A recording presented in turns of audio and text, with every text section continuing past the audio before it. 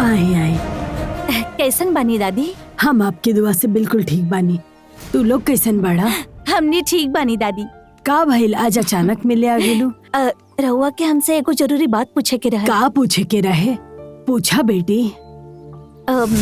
वो सीता के पति के बानी दादी?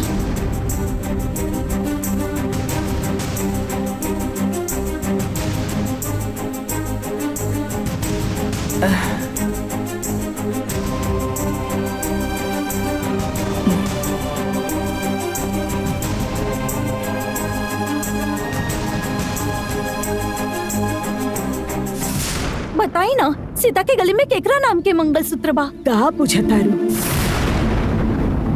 सीता के शादी कहाँ भइल बा? हाँ?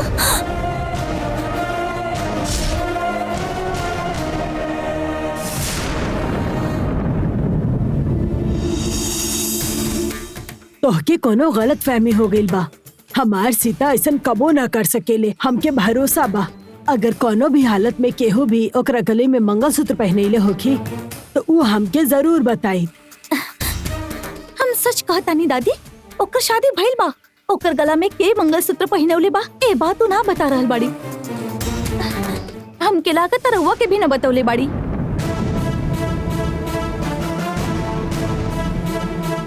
हमके लागल कि रहुआ के पता होखी। वो ये बात सबसे छुपा के रखले बाड़ी। वो चाहे जितना भी कोशिश करे, बाकी हम पता लगा के ही रहब कि ओकर पति के बा। ए बात के पता हम जरूर लगा के रहब।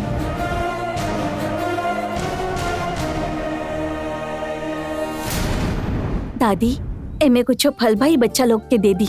ना बेटा, तू ही अपन हाथ से फल बच्चन के देता। ठीक बा दादी, हम जाके देख के आवतानी। बेटा, गंगा के तो हम कुछ ना बताऊनी, पर हमके सब कुछ पता बा।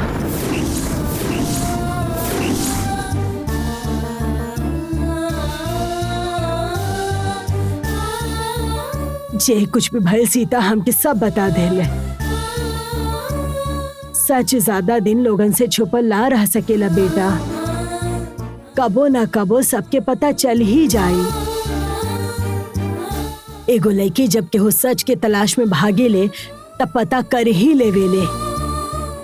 गंगा के बाहर से पता चले से पहले तू ही ओकरा के बतैबा तो अच्छा होगी। गंगा दिल से जितना साफ पिया उतना ही हमार सीता भी बिया। बेटा, केहू भी हालत में सीता के दूर मत करा। हम तोरा सामने हाथ जोड़े तनी ना।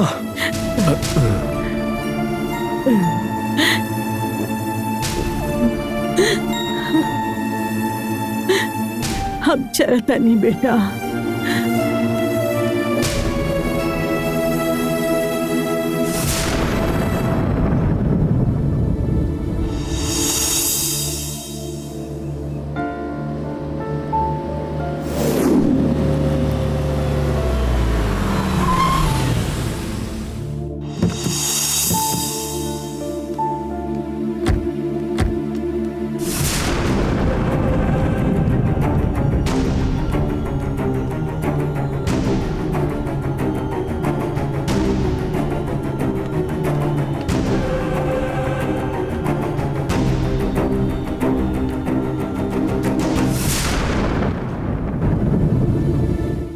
रहलू जानकी आश्रम में।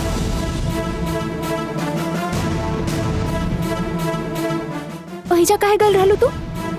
तोहरा गले में केकर नाम के मंगलसूत्र बा ई केहू बताना रहल बा। ऐसे हम आश्रम दादी से पूछे गइल रहनी।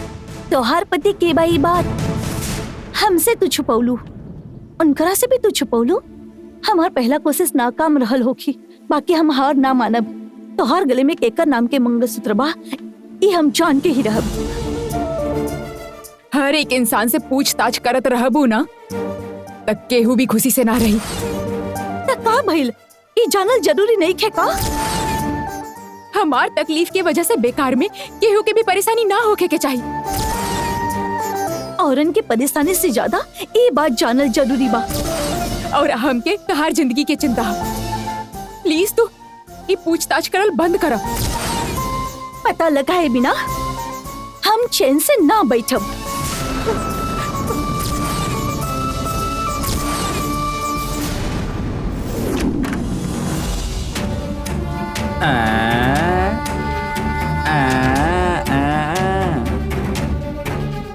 भैरवी अंदर नहीं के।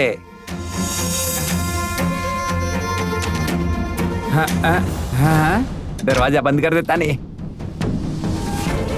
भैरवी कालचक्र इहे कमरा में कहीं रख ले होगी। आज ढूंढे के ही पड़ी। कमरा के कोना कोना छान मार। ऐसे खड़ा मत रह जा। यहाँ से शुरू करता नहीं।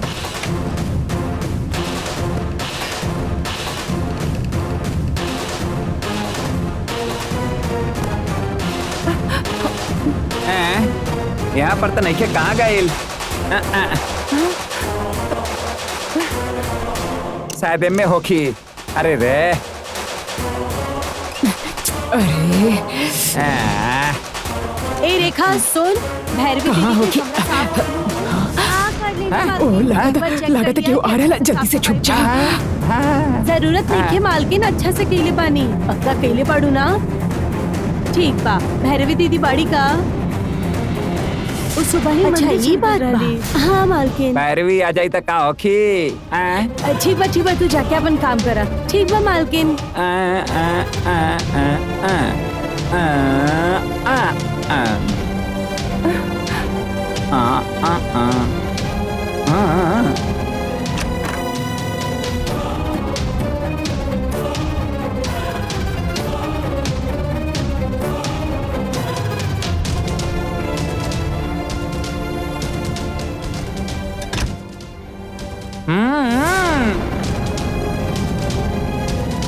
अरे ढूंढा न जा।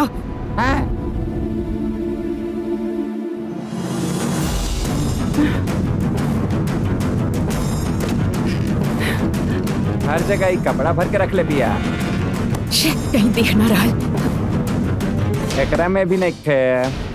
हाँ, वहाँ देखा था नहीं।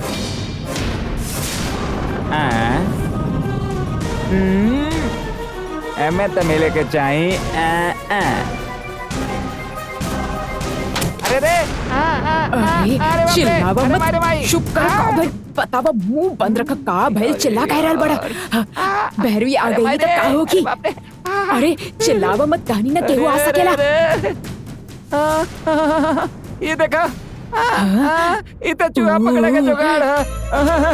अरे एकरा से तो चूहा पकड़ल जाला ना। नहीं क्या पता कि हम कैसे वहाँ पहुँचने। पहले एकरा के निकाला, हमरे के तरह बोला। अरे जल्दी से निकाला ना। निकालल जाला, हमके ना पता का हमरा भी नहीं क्या पता, तू निकाला ना। अरे बाप रे बाप, कोशिश कर रहा रुक। ओ मुंह बंद रखा, अपन पकड़ल जाए हमनी। तहरे वजह से फंस जाए हमनी। चुप रहा, हम निकालने की कोशिश कर रहा नहीं। फिलहाल ऐसे ही चला चला। ठीक है। अरे चुप रहा। अरे रे, दरवाजा खोला, दर्द हो रहा बा। चुप रहा। चला चला चला चला, जल्दी से करा के निकाल दे, दर्द हो रहा बा। अरे बाप रे, जल्दी करा।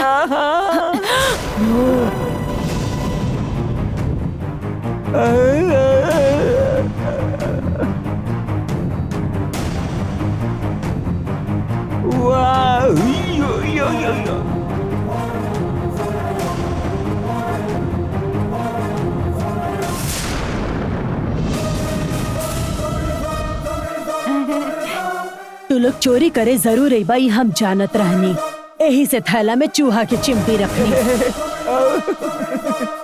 का काशी स्वामी, हमार जाल में फंस गईला ना तू। ई का देखा, हम तो सही में फंस गए बानी ना। इनसे ना निकला था, तू ही निकाल देना। चुप रहा।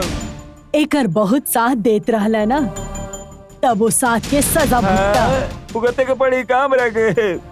काल चक्र कहाँ रख ले बाड़ू तू? तू चाहे कितना भी ढूंढ ला, तो के उ कबो ना मिल सकी। देखा, ये हमार भैया के घर है। तू पूरा घर में काल चक्र कहीं भी छुपा के रख दा, फिर भी हम ओकरा ढूंढ के रहा। ढूंढ निकाला ना, फिर ढूंढ के ही रहा। चला चला।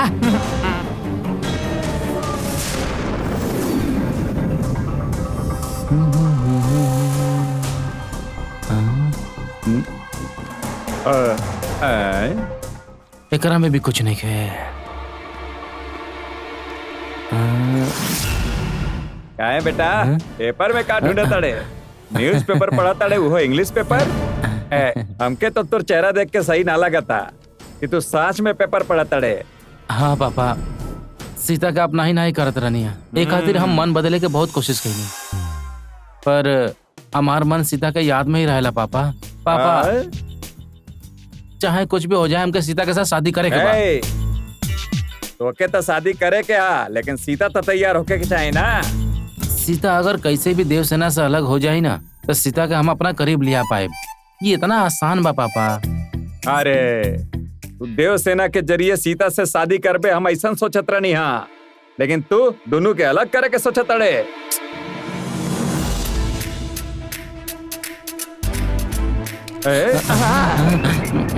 सीता हाय। आए हेलो।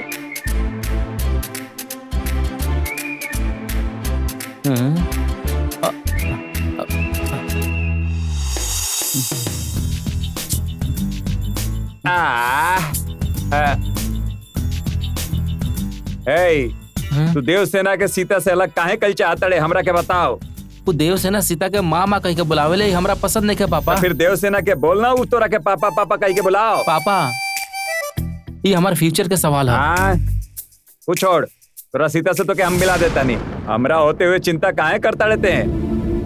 प्रॉमिस पापा। क्या बेटा, हमरा पे भरोसा नहीं है का? प्रॉमिस। लव यू पापा। शाबाश, वेरी गुड।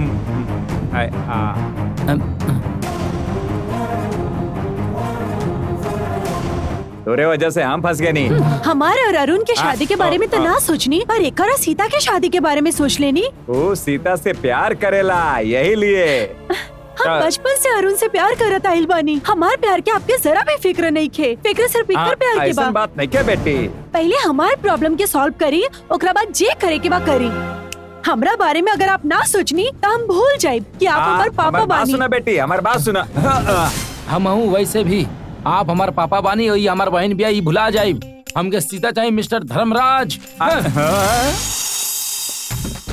मिस्टर धर्मराज एक तरफ ही धमकी देता, दूसरी तरफ वो धमकी देती है। दोनों मिलके हमरा के टॉर्चर करता ना सा।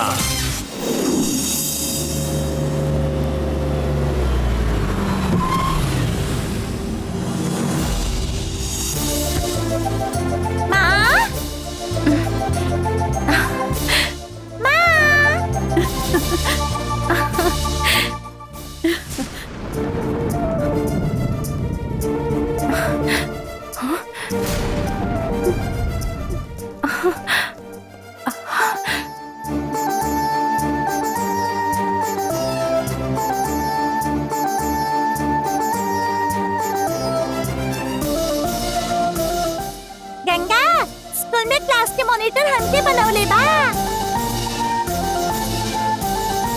ना ना ना ना आए।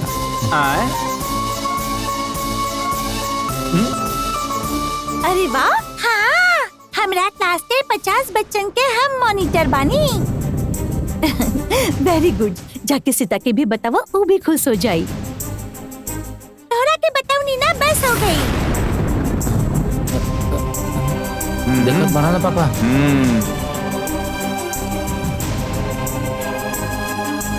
आज खाने में का बनवले बाड़ा? ठीक बा, सीता माँ से भी पूछा ना।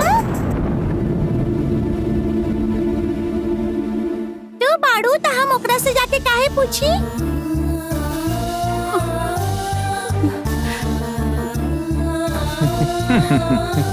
आवा चला, चला ना गंगा।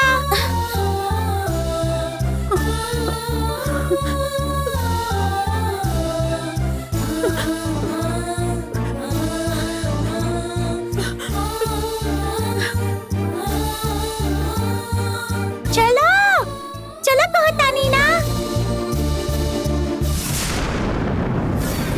देखत का बाड़े, देवसेना से सीता के अलग करे के प्लान करते रहे है ना, तोर काम अपने आप हो गई। हाँ पापा, अब सीता हमार ही होगी। वैसे भी सारा चीज जैसन हम चाहते नहीं वैसे नहीं होत बा। अपन वक्त शुरू हो गइल बा पापा। ये तो बहुत अच्छा बा। यही खातिर देवसेना सीता से दूर जाती है। भगवान के कृपा होगी तो हो जाए। कहा बोला ताड़ू, सीता के गला में मंगलसूत्र? हाँ बाबूजी, ओकर गला में मंगलसूत्र हम अपन आँख से देख ले बानी। तो सीता अपना शादी के छुपा काहे रहल बाड़ी? हम बहुत कोशिश कईनी बाबूजी, पर वो कुछ ना बता रहल बाड़ी। हम अरुण के भी बताऊनी, पर उनकरा के भी एकर बारे में कुछ नहीं के पता। वो बाहर से खुद के खुश दिखा रहल बिया, बाकी ओकर हसद चेहरा के पीछे बहुत दर्द बा। सीता के हालत देख के बहुत दुख हो रहल बा बाबूजी। वो अपन शादी हमनी से छुपावतिया, मतलब कुछ तो बड़ा ही तकलीफ होगी। तो के अगर बुरा ना लगे तो एक बात बताई तारा के। बोली बाबूजी। हमके तो छोटका मालिक पर शक हो रहल बा। वो अपन शादी हमनी से छुपावतिया, मतलब कुछ तो बड़ा ही तकलीफ होगी। तो के अगर बुरा ना लगे तो एक बात बताई तारा के। बोली बाबूजी। हमके तो छोटका मालिक पर शक हो रहल बा। एगो लड़की के बिना शादी के आउट हाउस में रखल इनके लिए नया ना है। जैसे हमरा से बात कैलू वैसे छोटे मालिक से बात करा। हम जोन कहता नहीं वो सही है कि गलत, ये उनके बात से समझ में आ जाए। तो के हमारे यकीन करा।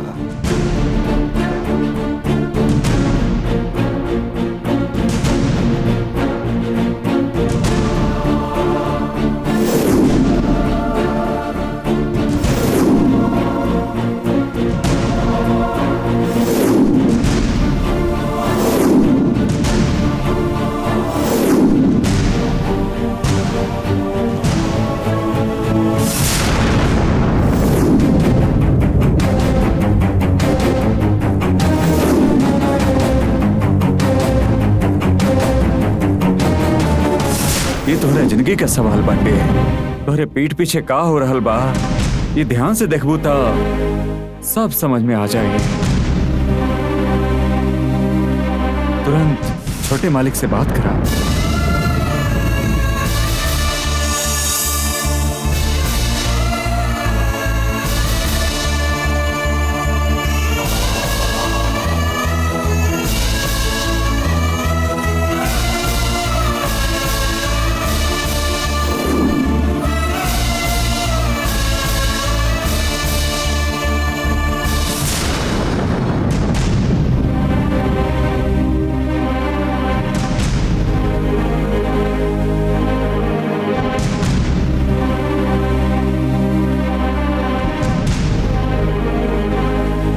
कुछ इम्पोर्टेंट काम कर रहल बानी का? ना ना, अब रउआ से कुछ पूछी तो रउआ गलत तो ना समझब ना? हम ऐसा गलत समझब तो ऐसा कुछ ना बोलबो। बोला। जैसा कि रउआ कहत रहनी, सीता के हमने जानकी आश्रम में छोड़ देता नहीं।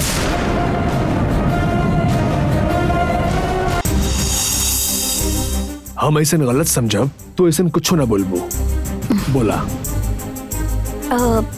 जैसा कि रउआ कहत रहनी, सीता के हमने जानकी आश्रम में छोड़ देता नहीं।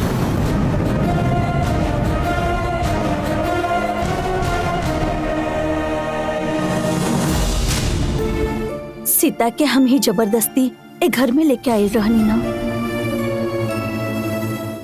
हमने के बुरा ना लगे यही से वो हमने खातिर एक घर में रुक गई। इतना है ना, लेकिन वो यहाँ रह के बाकी सबके काम भी करेले। कितना भी बोली सुनत ही नहीं की। हमने की खुशी खातिर यहाँ रह के हम ओके और तकलीफ ना देवी चाहता नहीं। हम ऐसे सीता के आश्रम छोड़ा बतानी। रउआ के का लागेला? तू सही कहता रो। सीता के आश्रम में छोड़ के आवल जाओ। हम सवेरे सीता के आश्रम में छोड़ के आ जाइए। ठीक बा।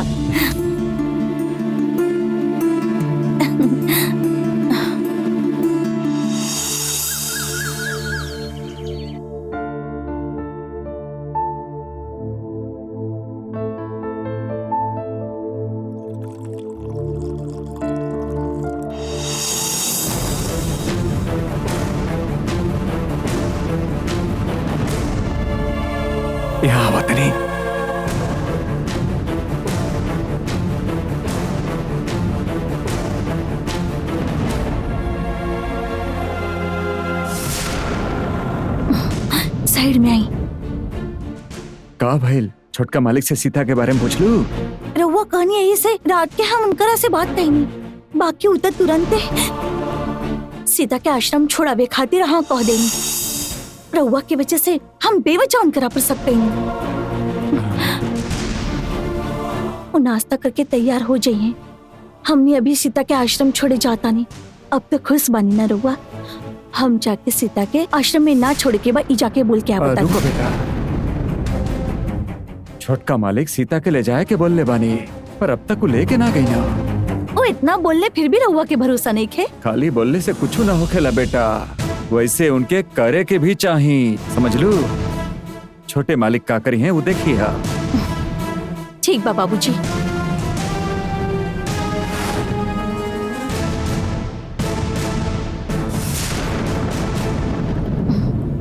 नाश्ता हो गई? हाँ हो गई, हम ऑफिस जाते नहीं। जीव, हाँ सीता के आश्रम में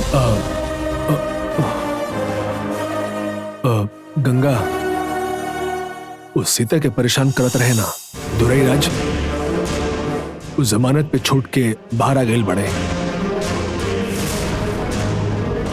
ऐसे में सीता के हमने के संगे रखल ही सही होगी। यही से ये प्रॉब्लम खत्म होके तक ओके हमने के संगे रहे के चाहिए। छोटका मालिक सीता के ले जाए के बोलले बानी, पर अब तक वो लेके ना गई ना। छोटे मालिक का करी हैं वो देखिए।